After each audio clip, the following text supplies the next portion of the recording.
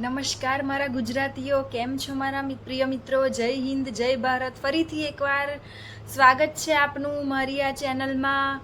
હું ફરીથી આજે એકવાર તમારા માટે એક નવો ટોપિક લઈને આવી ગઈ છું મિત્રો, અને એકદમ રસપ્રદ ટોપિક છે મિત્રો.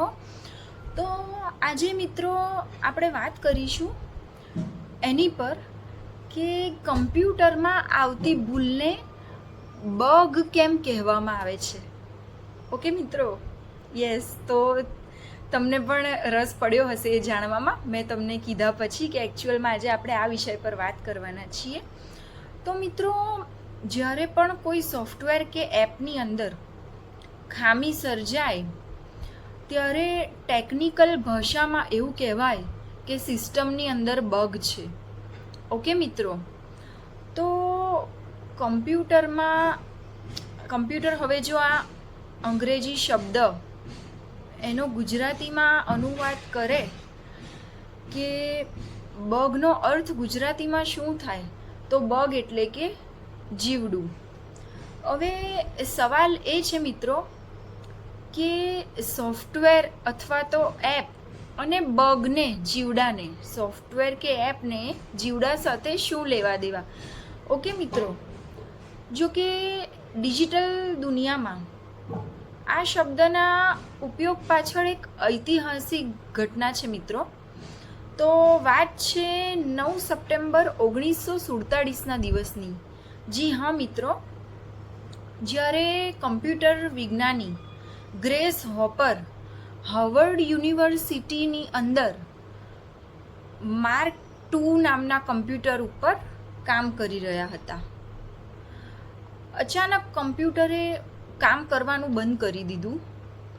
જ્યારે મશીનની તપાસ કરવામાં આવી ત્યારે જાણવા મળ્યું કે કમ્પ્યુટરની પેનલની અંદર એક જીવડું કમ્પ્યુટરમાં ફસાઈ ગયું હતું. જી હા મિત્રો, એક જીવડું ફસાઈ ગયું હતું અને જેના કારણે શોર્ટ સર્કિટ થઈ હતી. જી હા, તો ગ્રેસ હોપરની એ ટીમે એ જીવડાને ત્યાંથી હટાવ્યું અને તેમની લોગબુકમાં નીચે એ જીવડાને ચોંટાડીને નીચે લખ્યું, first actual case of bug being found. Okay મિત્રો, એટલે કે કમ્પ્યુટરમાંથી એક સાચું જીવડું મળવાનો આ એક પહેલો કિસ્સો હતો મિત્રો.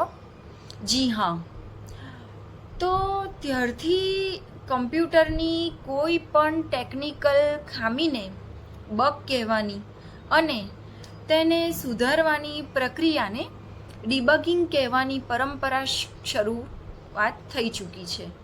ઓકે, એટલે કે કમ્પ્યુટરમાં કોઈ પણ ટેકનિકલ ભૂલ જો આવે છે તો એને બગ કહેવાય અને એને સુધારવાની પરંપરાને ડિબગિંગ કહેવામાં આવે છે. જી હા મિત્રો, તો જો કે એનાથી ઉપર બીજી એક મહત્ત્વની વાત એ પણ છે મિત્રો કે બગ શબ્દ એન્જિનિયરિંગમાં પહેલેથી જ વપરાતો હતો.